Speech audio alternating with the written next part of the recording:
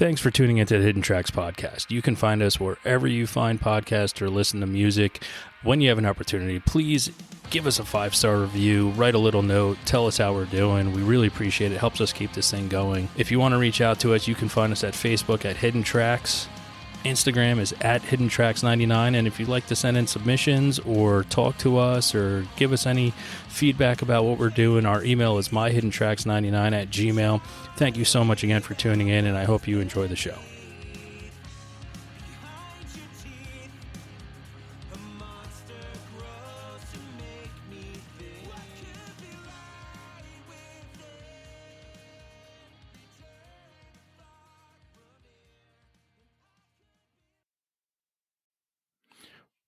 Welcome to another edition of Hidden Tracks.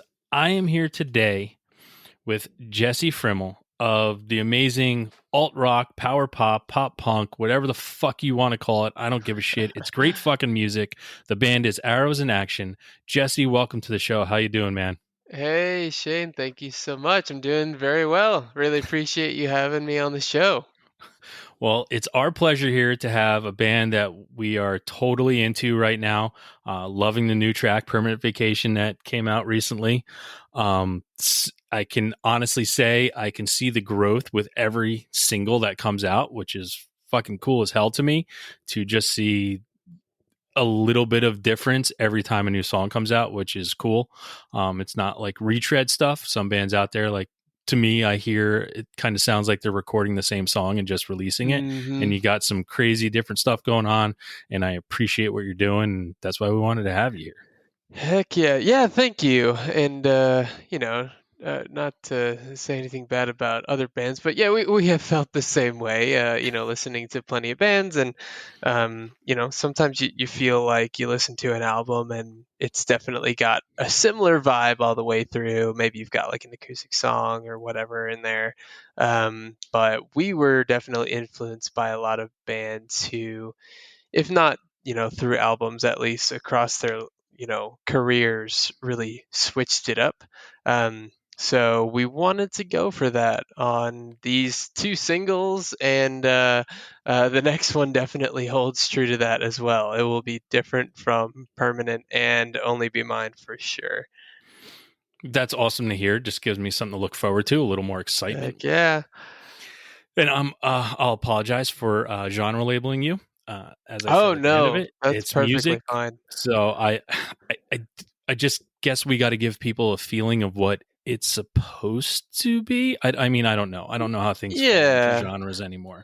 No, I mean, I don't think genres are bad. I think they're just hard. So, we don't mind getting the pop punk label. We don't mind getting the power pop boy band. I don't care what people call us. I feel like I like alt rock just because it feels a little broader, pop rock as well. But yeah, it all works.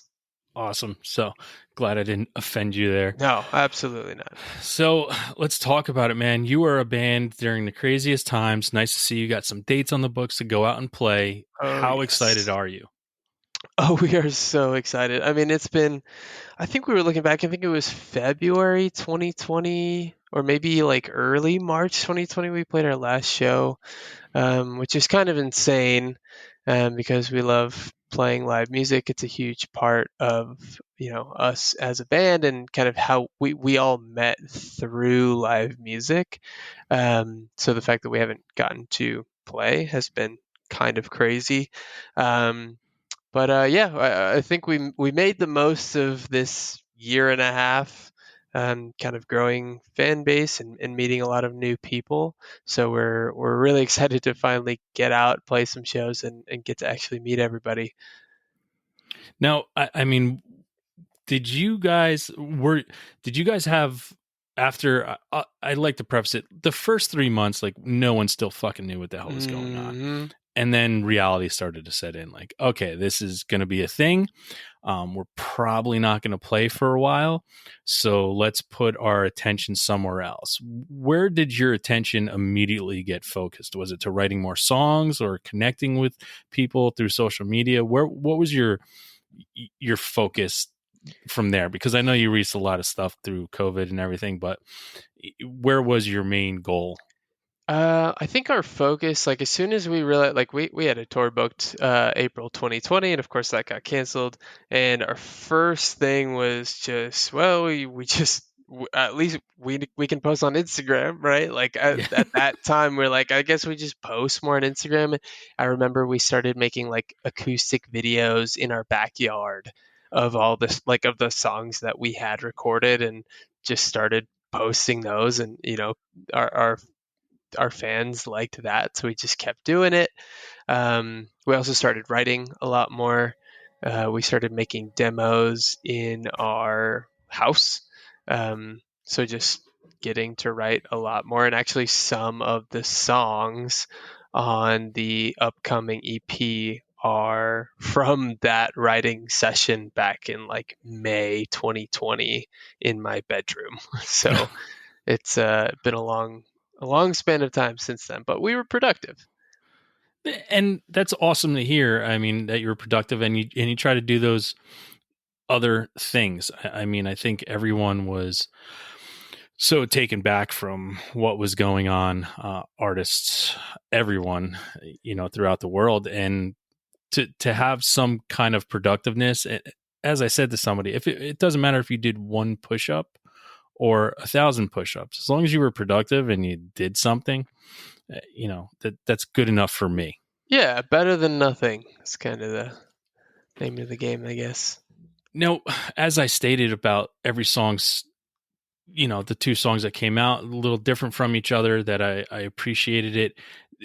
Was that, I mean, you mentioned it, of hearing something go through completely and being like, okay, it was kind of the same song through 43 minutes of an album. Mm, Was that part of your thinking moving forward, is, hey, let's try to add a little something different than taking that standard formula and running forward?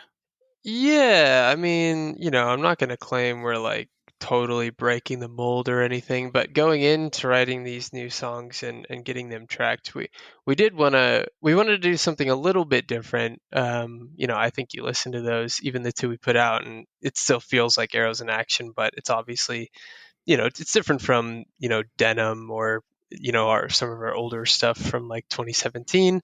So you can feel that.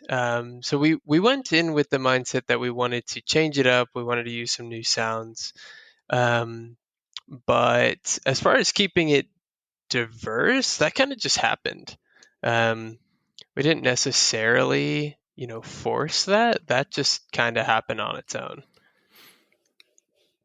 Did Now I'll say this: were you listening to something different around that time? I mean, we all listen to different stuff, and I think we try to stay on top of kind of newer things. So we're influenced a lot by new artists, as well as like the people who influenced us from the very beginning. The OGs. Yeah, exactly. So Victor and I are very like old school, like Warped Tour pop punk influenced, and Matt. I'm not even going to butcher what he wants to classify the genres that he grew up on, but like I definitely know like some OG punk stuff, and some more like harder rock, not like metal or anything, but he's gonna hate me. Anyway, he didn't grow up in pop punk, so he also has a nice, he brings a new spectrum of music to it. But then we like to stay up on, newer artists like Upsall, and I'm a big Charlie Puth fan. I don't know if you'd call him new, but so just bringing like new artists that we're listening to and things that we hear, and trying to pull as many things from them. And then just, our old influences will always fall back into it. And I think it gives us a nice sound at the end of the day. Nice. Now, you said you all met through, did I just said y'all? Fuck. Y'all, Okay. it's okay. I'm from Florida. uh but I'll probably say it too. yeah, I'm from New Jersey, so I don't know what the fuck just happened there. So you said you met through live music. Mhm. When you Was it just something like local areas, going to shows, like, hey, you like music, I see you a lot here, like, do you do something, or what was that more about, how you guys started to get together? Yeah, so I met Victor. a long time ago. And he was opening a show that I went to, and he was playing in a different band at the time. He was opening for a band called I Fight Dragons, who I really like. And I was just like, hey, we should I just started a band. We should play a show together sometime. And then fast forward a few years, and he ended up joining Arrows in Action. And then Matt, actually, he was in a band called Bothering Dennis, kind of like a punk band from Orlando, and he had just moved to Gainesville. And I was said like, hey man, actually one of my TAs at the time texted me and said, hey, this kid I know moved to Orlando or moved to Gainesville, and he wants to play a show. Like, can you help him? So just random connection. Our bands play together. Fast forward a few more years, Matt joins Arrows in Action. It's kind of like a super group in a way. Yeah, I think that text message was more. I found a handsome devil that could probably fill out your boy band in a couple of years. Yes, that's exactly what it was. So we can get some NBC Today show airtime soon enough. Yes, fingers crossed. Well, that's pretty unique. Text messaging back and forth. From my day, it was you put a flyer up in your local record store, and hopefully somebody has their brother's guitar they can play with. So yeah, a little different. I did actually right when the band started, I did put flyers up around like the University of Florida campus, looking for people to join a band. Neither Matt nor Victor saw those flyers, but eventually it all worked out in the end. Awesome. So let's get into your personal life's journey with music. And I'll start it off with, do you remember your first musical memory? The first time you heard real actual music that wasn't Barney theme song or cartoon theme song? That's a good question. I don't necessarily. So like, very brief history.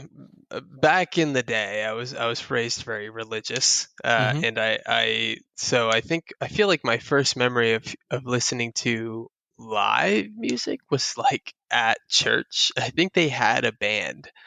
I couldn't tell you if they were good or not now, but I remember that, and then I listened to a lot of not necessarily by choice, but a lot of Christian radio.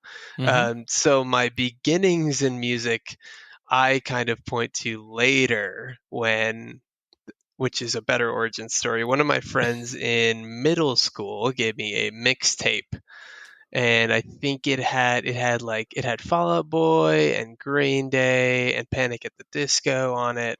And that was truly like the origin of my musical beginnings. The life-changing portion. And don't feel bad about the religiousness. I've had lots of people. Nathan Hussey from All Get Out was on last week, and same thing. There's a lot of people that grew up in that, and I was in a youth group, so immediately I'm like, yeah, like DC Talk and Michael W. And there were so many POD. Yeah.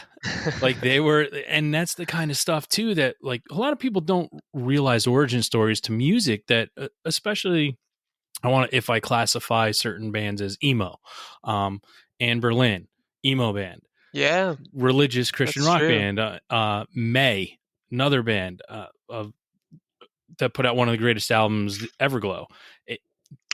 Christian, absolutely. Christian rock band, but they're emo band. So, but there's a lot of stuff that comes from that. Pedro the Lion, like that.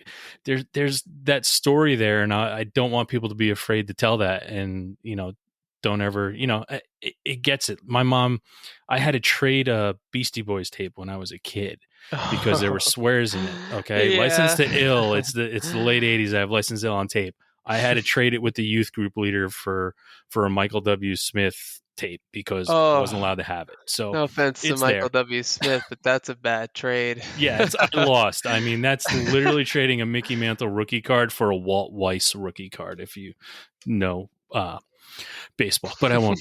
We'll move on from there. All right. So you find that mixtape that your friend gives you, and your mind is blown by this new music. Hmm. What was your first sense of discovery on your own after that, where you said, I found this, and you were able to give it to somebody else? Oh man.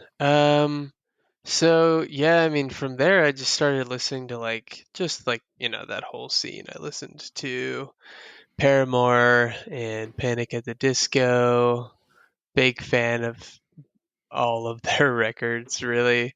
Um, All Time Low is a huge influence even to this day. That's probably who we get referred to the most is All Time Low.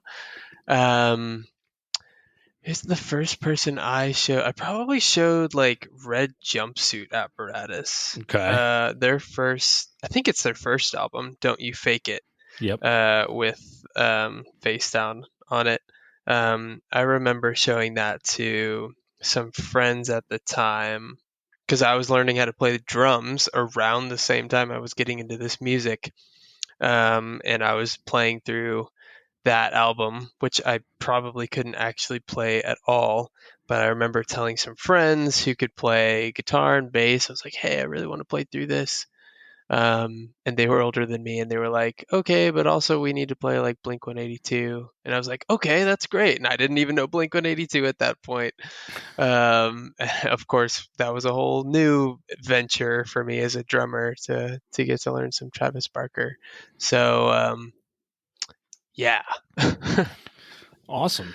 So when was it that you really decided that you wanted to pick up an instrument and play and say, I want to try this? Was it because of church growing up? And sometimes I know you're thrown into choir or instruments, or school, you're thrown into band, you have to pick an instrument.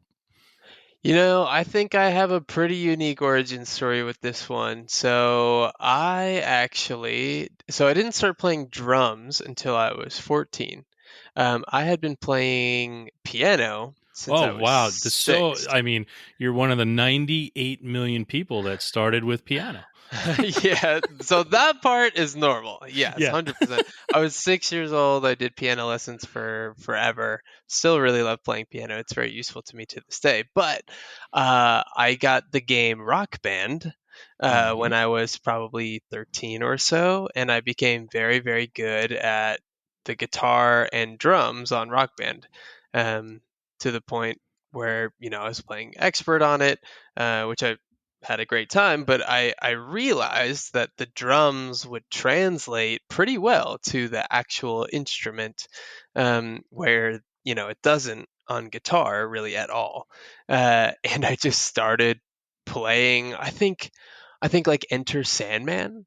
I just sat down on a real drum set and started playing to the song. Now I'm not going to claim I played it perfectly, but I was like, oh, wait, I can actually kind of know what I'm doing because I can play that song from Rock Band.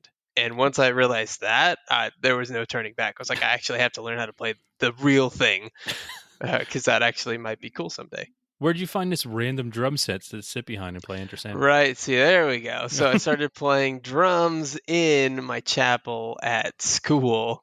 Uh, I I don't remember if they needed a drummer or I just suggested they have a drummer, but I just said I can play the drums, and I started You were playing a young along. kid being like, you guys need to step this up. You need a drummer. Like, Exactly. Yeah, they had like I think they were trying to get like I was in high school, so they were trying to get like the high schoolers involved at that hmm, point.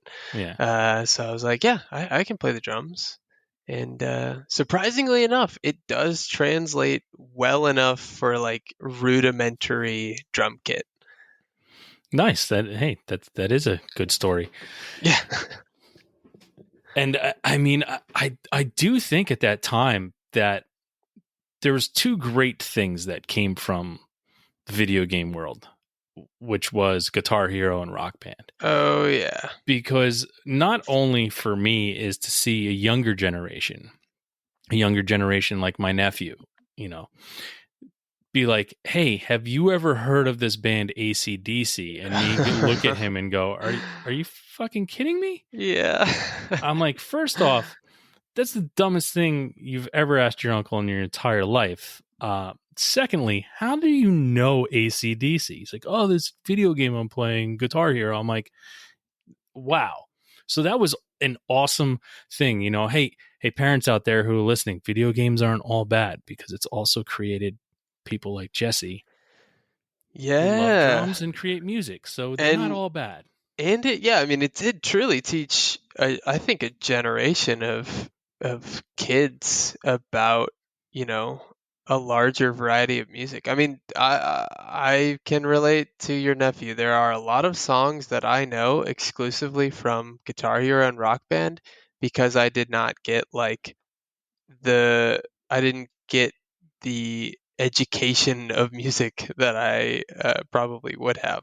Yeah. So Yeah, no, I and that's awesome that you had that opportunity to find stuff like that, and it really is. It's that bringing forth bands that will, to me, I think will never die, but I know they yeah, are because I'll talk to people and I'll be like, "Oh, dude, Led Zeppelin 2 is like one of the great," and they're like, "Yeah, I've never really listened to it," and it's like, to me, it's one of those things where, wait a minute, I'm listening to this band Arrows in Action, and I also get to listen to Led Zeppelin.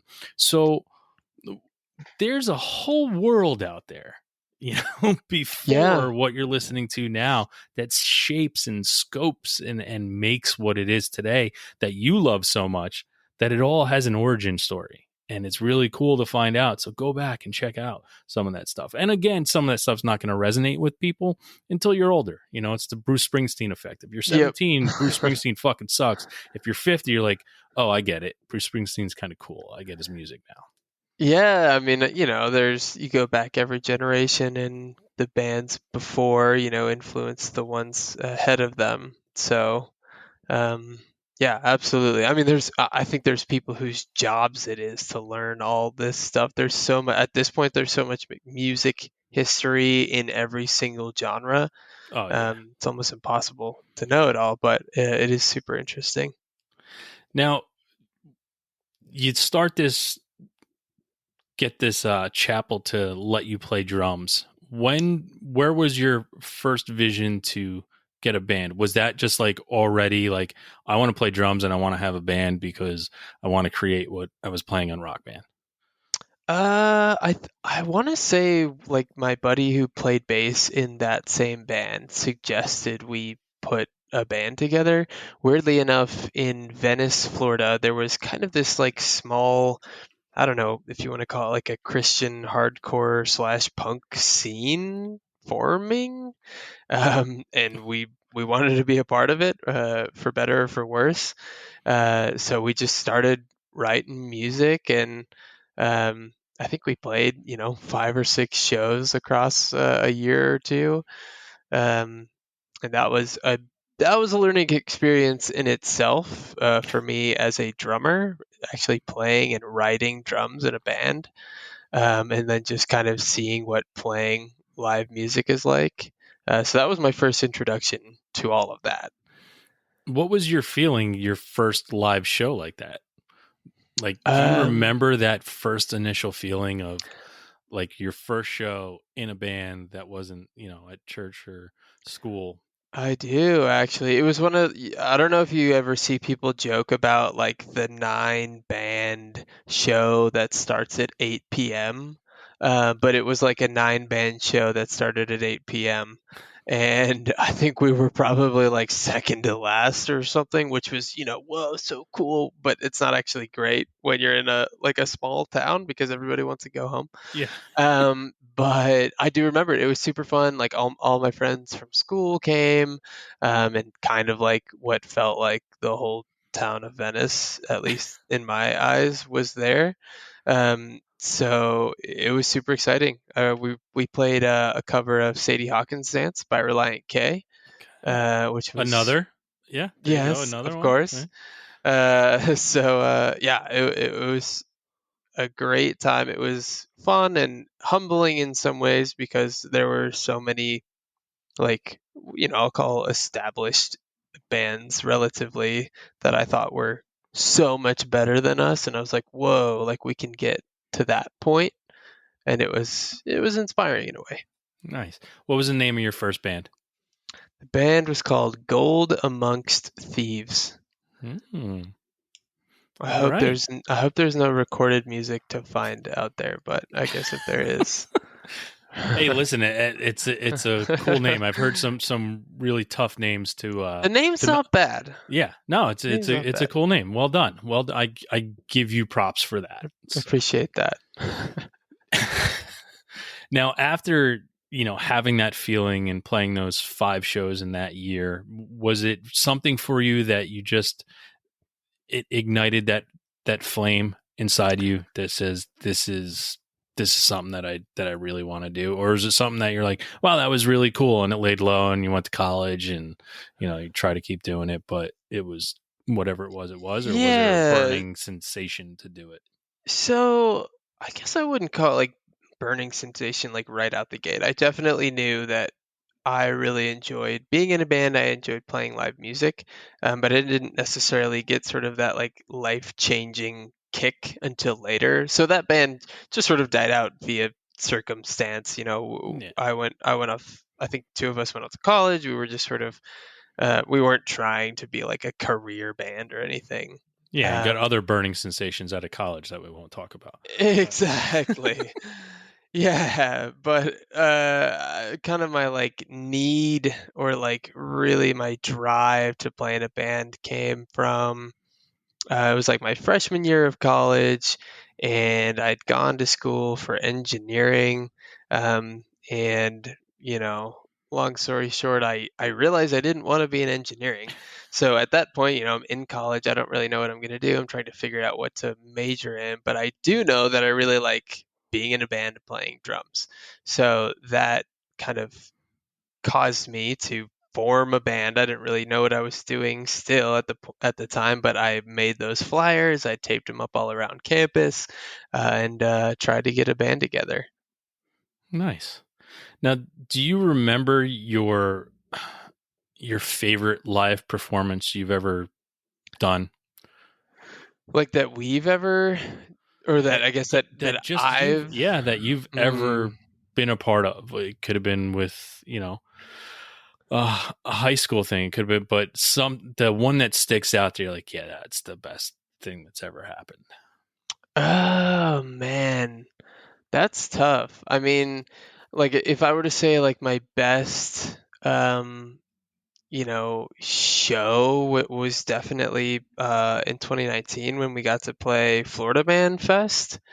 Um, we got to open for like Jimmy Eat World and the 1975 and play, a huge stage. So that was a huge moment and very much like a milestone for me and for the band.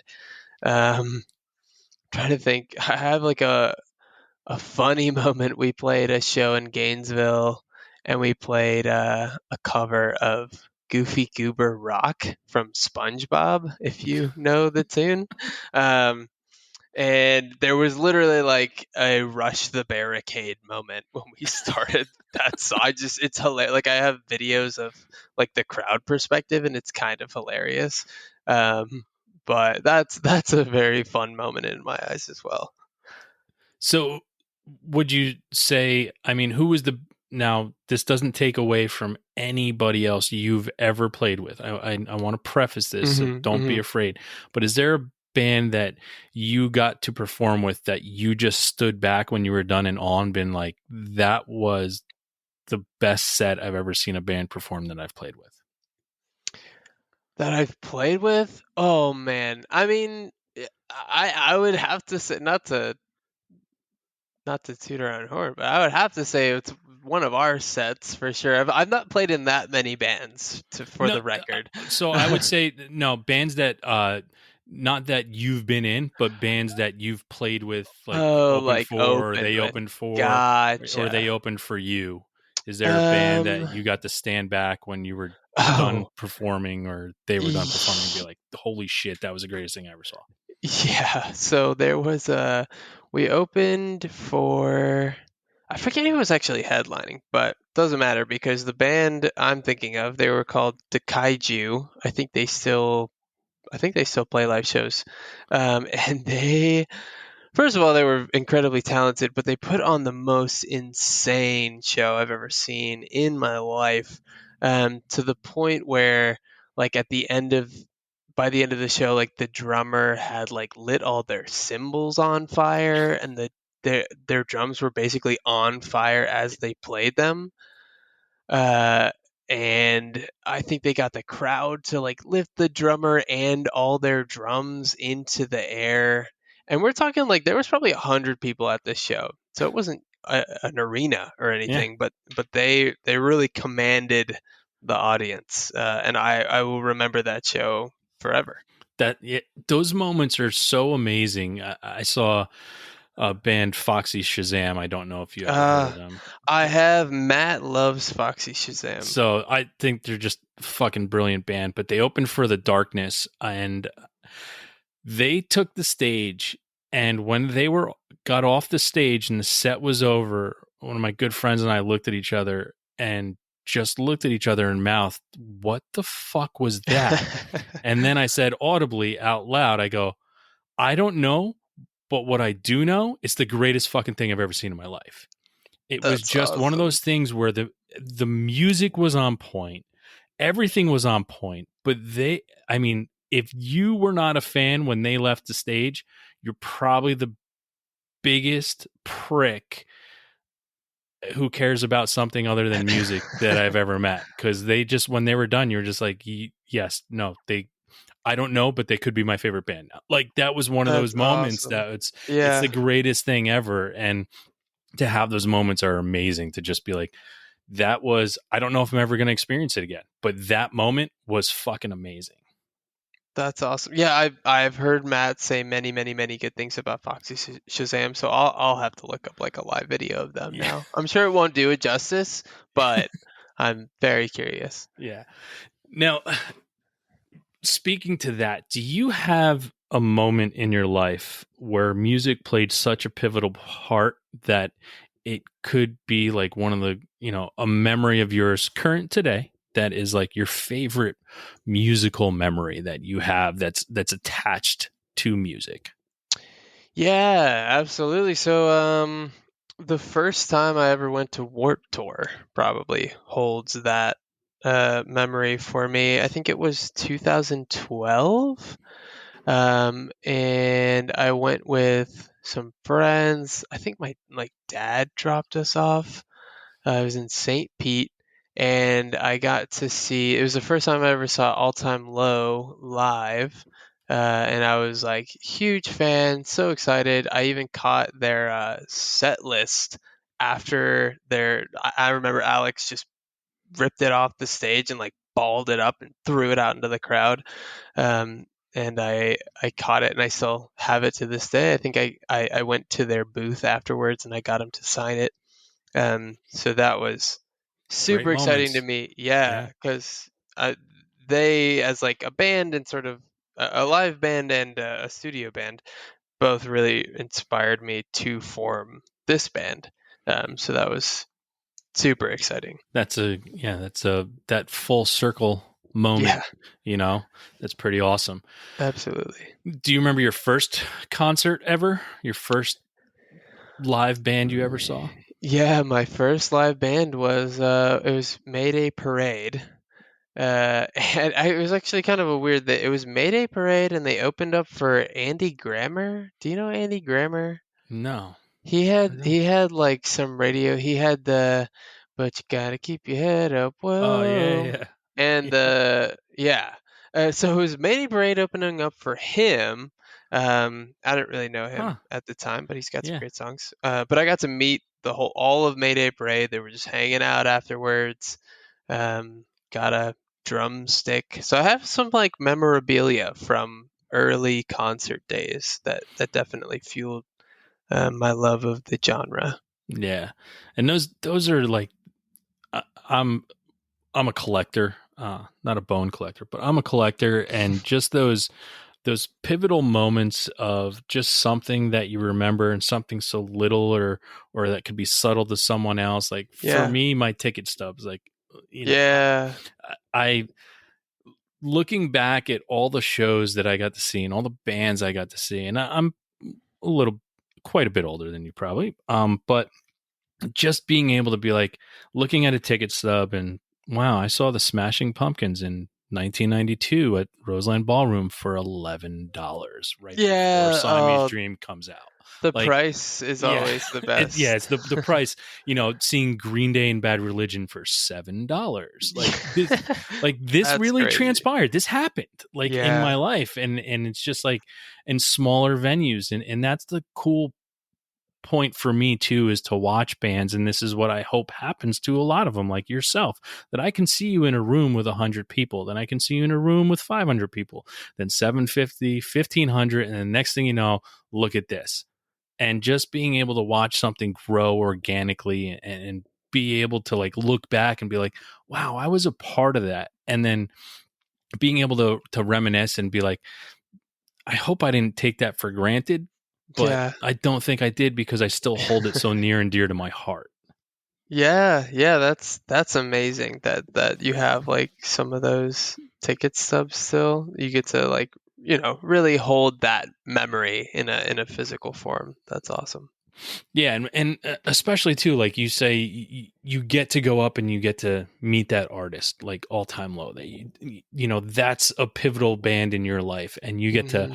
to meet them and talk to them. Like that's so, for a young artist, that's amazing. But even as a normal person, that's just a feeling that can carry you on for a long time, no matter what you're dealing with. Be like, I just got to meet somebody that I truly respect. And this is one of the things that I hope people actually do, though, is tell them that. Yeah, absolutely. I guess it could be easy to kind of like lose sight of that Yeah, when or you not start fanboying know out what a to little bit. say. Yeah. Yeah. And that's my thing, where I've as I grow older, I no longer just say, "Hey, great show."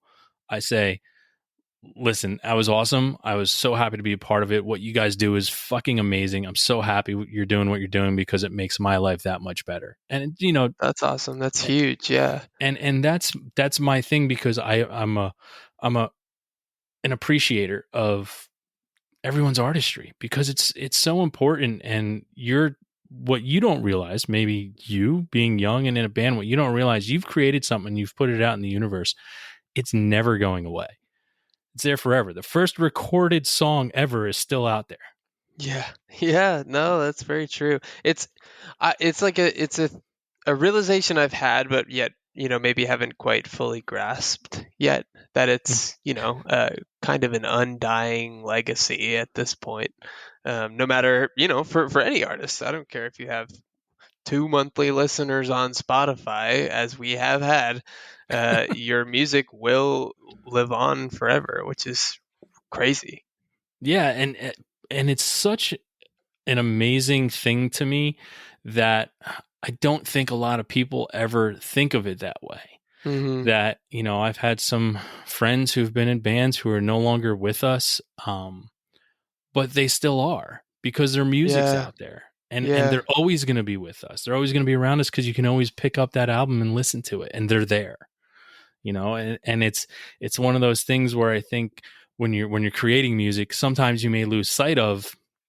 And I think sometimes it may be important for someone to reiterate and tell somebody, "Hey, dude, what you're doing is important. It makes a difference. It really does.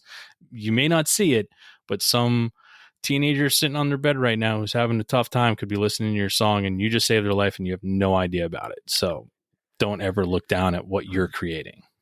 Yeah, that is a great reminder. Definitely something easy to lose sight of, especially in the music creation process, because you can get really, focused in that Yeah. moment. But to kind of like step back and remember that, I think is important.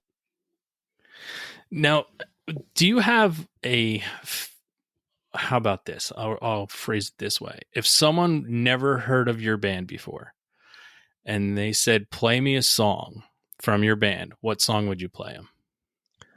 Oh man, from our Current catalog of music that is out. I mean, is my goal for them to like the band afterwards? Not, and to clarify, not that I think there's a song where they'd be like, "Oh, I don't like your band," but if that's the goal, I think I'd play This Time. Maybe a cop out, but that's just it's our most popular song. It was my favorite song that we ever recorded until recently, and I think it's very accessible while still being like truly an Arrows in Action song. So I would go with that. Okay, so that answers my next one. Favorite song you ever released? Yes, Yeah. so far it's This Time, but I will say my favorite song that we've ever made is the next song that we're going to be putting out. Okay, little teaser. Yeah, a Nice. little teaser. I'm not sure when this airs, but I do know that the EP will be announced by then. I just am not sure if a single has been announced by then. Okay. So, All right. All right. Full of teasers. Full of teasers here. always. Teasers and hard hitting questions. Yes. So, if that's the song you play for them, when you go into your creation zone, do you try to replicate that or stay as far away from it as possible? I would say neither. We definitely. So we wrote This Time. I don't even know when now. I guess it was 2019. But we wrote This Time a while back, and we've written. We wrote Only Be Mine and Permanent Vacation Mm-hmm. and the whole new EP after that. We never referenced This Time ever. We never said, "Well, what can we do to sound like that again?"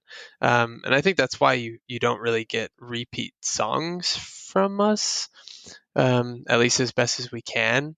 Uh, we just really that writing process looks like referencing new songs that we like and saying, hey, like I really want to try something like this.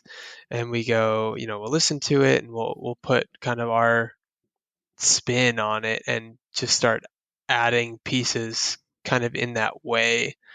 Um, so yeah, no, we don't try and go, I don't want it, I want it to sound like this or I want it to sound nothing like this song again. Um, but if it comes to a point in the writing process where something sounds too similar, we will go, okay, well, let's try not to make it sound too much the same like an old song because you don't want to do that. All I think right. more bands probably could do that, but Yeah. Yeah, I think there are some that focus that way. Which, hey, it's part of a process, you know. yeah, absolutely. Now I have a note here with two words on it that says hot pockets. Do you want to expand? Hot pockets. Yeah. Um, so I think it was in like 2019 or 2018 or something. I just like kept tweeting at Hot Pockets and they were very active on Twitter and they tweeted back at me and we sort of had this rapport um, to the point where they sent us like a care package of shirts and little plushies. So we've got these like little hot pocket guys, like little hot pocket plushie guys, and we've all got hot pockets t-shirts that I'm not sure if you can buy. I guess you probably can buy them somewhere, but that we got sent straight from the Hot Pockets factory. I actually do like Hot Pockets. Not gonna lie, I think they're pretty delicious. But it was just a fun test of the Twitter sphere that made that come to life. Okay. Yeah, I mean, listen, hot pockets. I enjoyed them when I was younger. Are you the croissant outside or the original crust? What's your go to? I like the classic pepperoni, but with the new crust. I forget what Okay, it's called. It's like buttery or it's something the crust. buttery garlic crust. Oh yeah, yep, that's the one. Of Yeah, so you like some flavor with your hot pocket, I see. course. Yeah, yeah, yeah, absolutely. I'm a Well, that's classy awesome. guy. Yeah, some dipping sauce sometimes on the Yeah, side yeah. with a nice Chianti to go with it to wash it down. Oh yeah, pairs very well with some wine. So you're out here, you're creating music, you got a lot going on. What's the biggest thing you're looking forward to, say 5 months from now? EP comes out, you're playing on the road. Where do you see yourself? Okay, so it'll be the interview question when you're sitting down for a job. Where do you see yourself in 5 years from now? I'm just going to go 6 months from now. What are you looking forward to the most? Yeah, I mean, 6 months from now, I'm looking forward to live music. Just Yeah. hands down, looking forward to live music. 2022, we definitely have plans to get on the road with some friends. We really want to get much farther than we've ever been before. So getting to play these new songs and old songs live, some of these songs that we put out in 2020, we've played live once or never.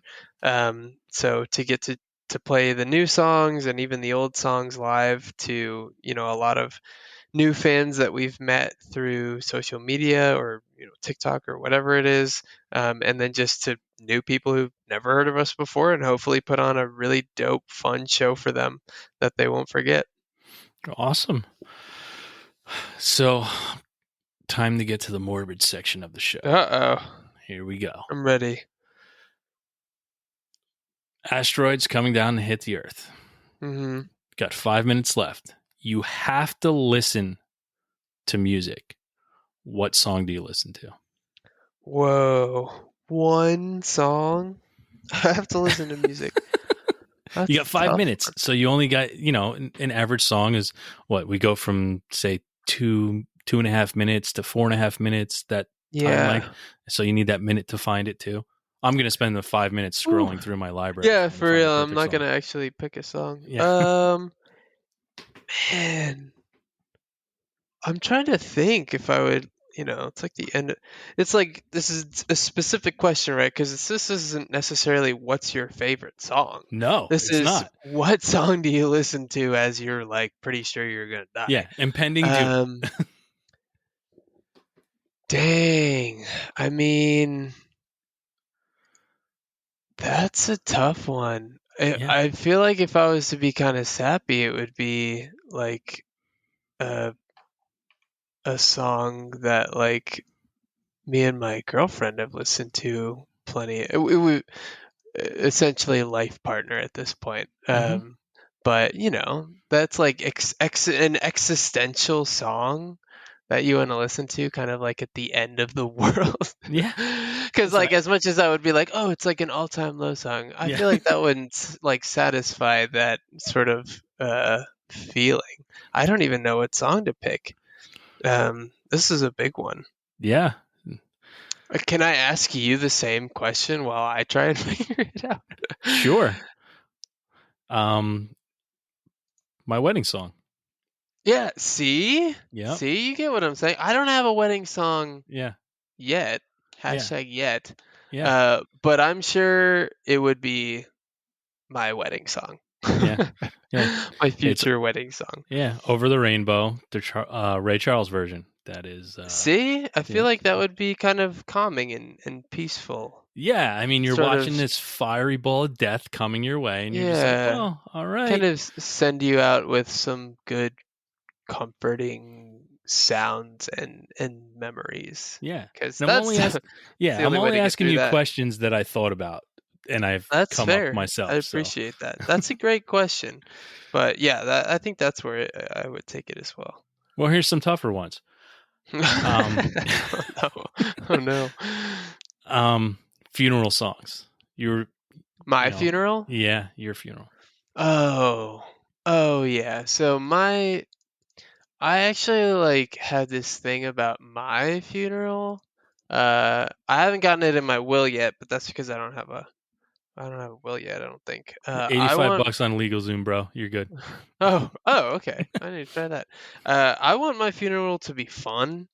Like I don't want it to be like sad. I want it to be a Oh, funeral. A listen, funeral? yeah, I want it to be a funeral too, but Yeah. I want the beginning when you walk in. I want you to fucking miss me and cry, Super and then sad. yeah, super sad, and then fucking kick in some straight up punk rock and have a good time. Yeah, absolutely. Um I don't know. That is where I would play it. It would be all the pop punk bangers. So it would be playing All Time Low and Panic at the Disco. Maybe some stuff for, I guess it depends when I die, but for the older crowd, some throwbacks.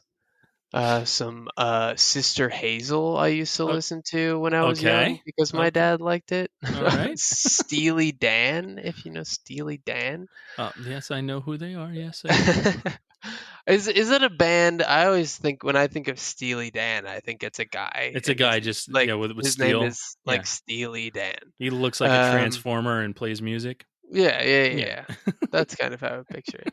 But yeah, that's how it would go. I'd want it to be fun. It'd be like open bar, that kind of feel. Yeah, so you can take some more people on their way home from your show. Yeah, Yeah. yeah, Yeah, yeah. I need company, you know. Come on, guys. We- Hurry it up.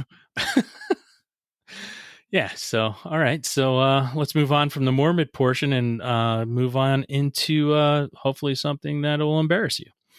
Is Oh there no. yeah, is there any type of music? Okay, we call it guilty pleasures and I'm tired of having to preface this and saying, "Listen, don't fucking try and be cool and be like, I listen to everything. I like it. I don't care. It's totally fine because I always say there's 1 millisecond somebody catches you listening to something that you think you probably shouldn't be listening to. You get a little apprehensive. Now, do you have a guilty pleasure, something that you truly love and listen to that someone would be really surprised that you get a lot of enjoyment out of it? Hmm.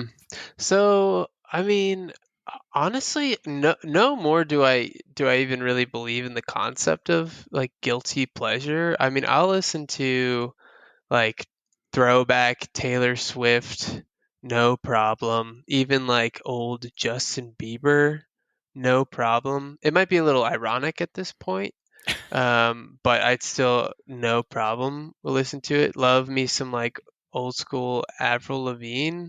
I'm trying to think of something like really, potentially cringy. I'm just like looking at my Spotify playlist. Um, You're looking at your Spotify playlist that you named guilty pleasure. yeah, yeah, it's just specific for that. I've even got like SpongeBob songs on my saved songs, the Okay. campfire song, all the classics. So I mean, I'll listen. I guess I can't say anything. You already said I can't say anything, but I mean, if Taylor Swift, I feel like Taylor Swift is a like stereotypically, guilty pleasure music, especially for like, I don't know, someone in a rock band. But I Yeah. love Taylor Swift, and I will never, ever, ever be embarrassed by it. Yeah, no, she's one of those people that regardless of how I feel about her music, uh, is someone that I give mountains of credit to, especially when you play music, you write your own music, you record it. Like you're just okay, you're fantastic. Fuck it, I can't pick you apart. Type of thing. Yeah, Like absolutely. she checks all the boxes where you're like, can't make fun of her for that, can't make fun of her for that, can't. It's just like, all right, no, she's a rock star. Fuck it, okay. Yeah, yeah, I agree. I think she's earned it at this point. Yeah, I'll say, yeah, I guess she's earned it.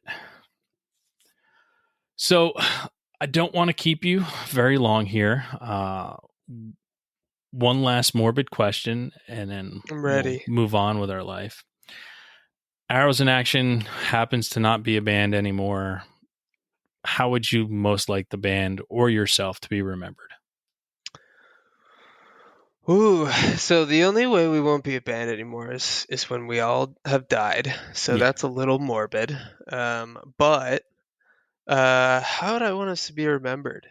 I mean, I think as a band currently, and as people, we just try to be nice, fun people, and that's kind of our goal to be when we meet fans and talk to people or work with other people. We just want to make sure everybody's having a good time, Mm-hmm. um, in the you know in the simplest way possible. So that's what we try and bring with our music.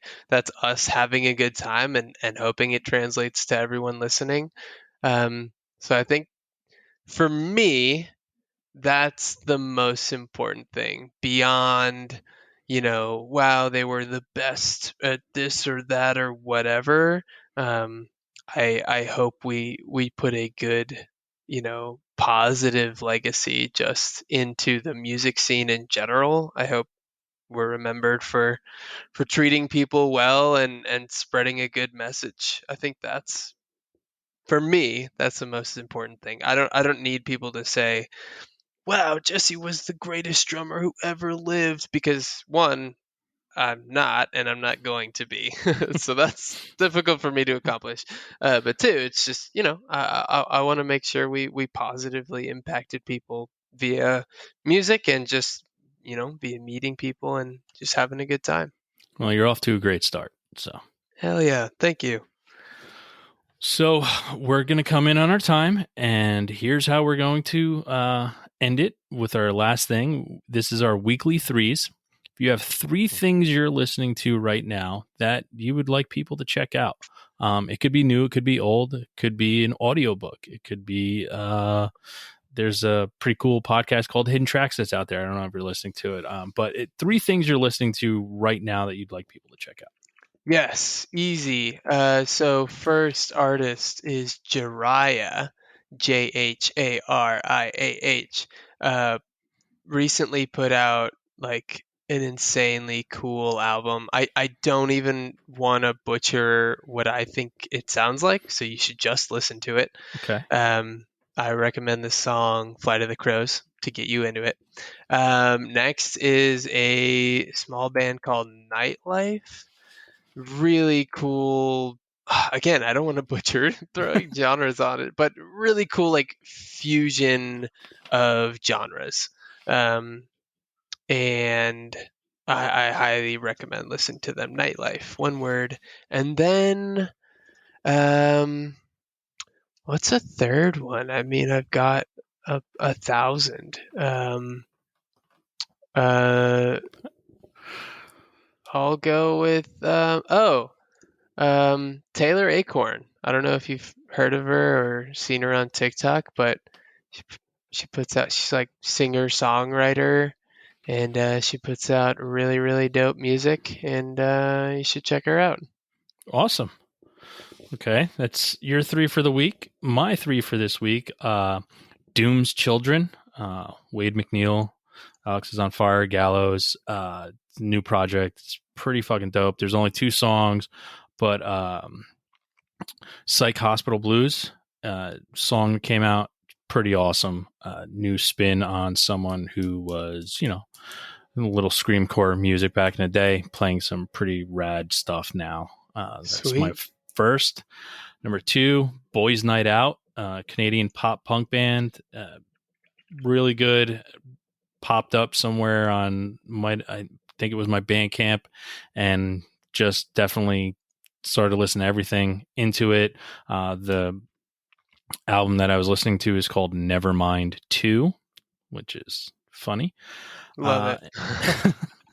And last but not least, a band called Maria Hill, an Indiana punk band, album called Lie to Me.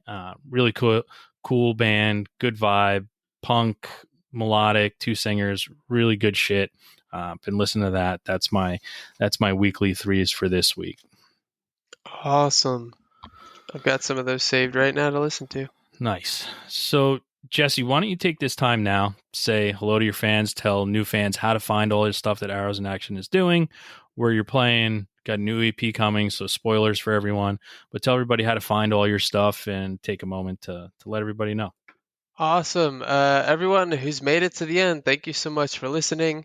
You can find us everywhere on social media at Arrows in Action: Facebook, Instagram, Twitter, Spotify, wherever you stream music, you can find us, Arrows in Action.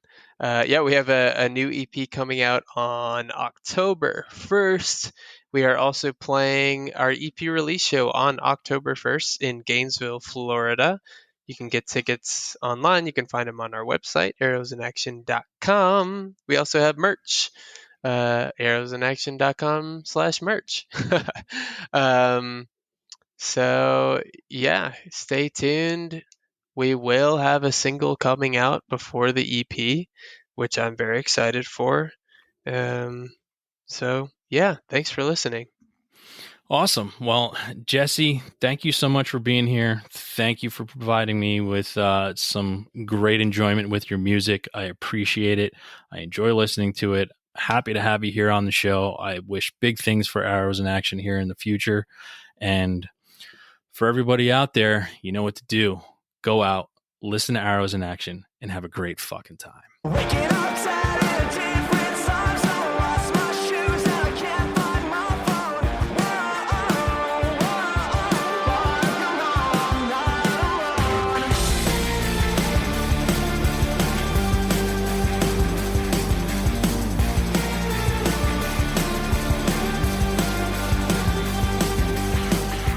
I caught my flight, touchdown, red eyes, spent every night awake in beds that weren't mine. Had no money, dumb and naive. I found my peace in places I had never been. Waking up sad in a different time zone. Lost my shoes and I can't find my phone.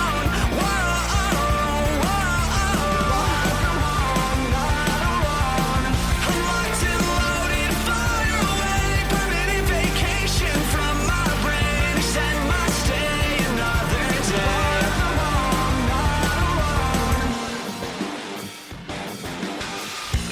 It rained all day, no choice but to stay.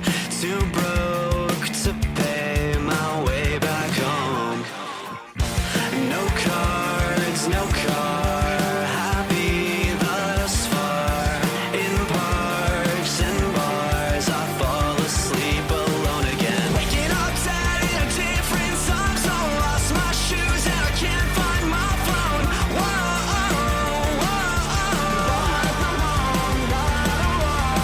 I'm locked and loaded, fire away. Permanent vacation from my brain. Extend my stay another day.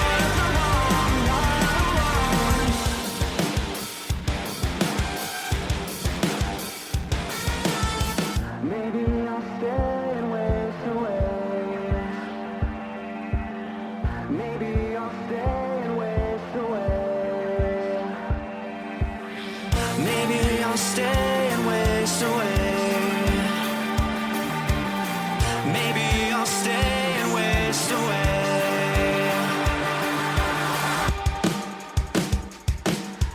Waking up sad in a different time zone. Lost my shoes and I can't find my phone.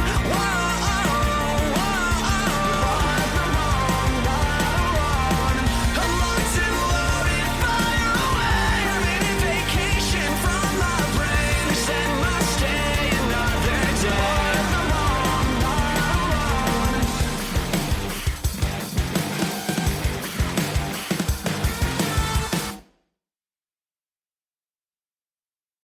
Thanks again for tuning into the Hidden Tracks podcast. We hope you enjoyed this week's show. Don't forget to follow us on Instagram at HiddenTracks99. Also, send all your submissions to myhiddentracks99@gmail.com. Tune in next week. You may find your new favorite band. And don't forget to go out and have a great fucking time.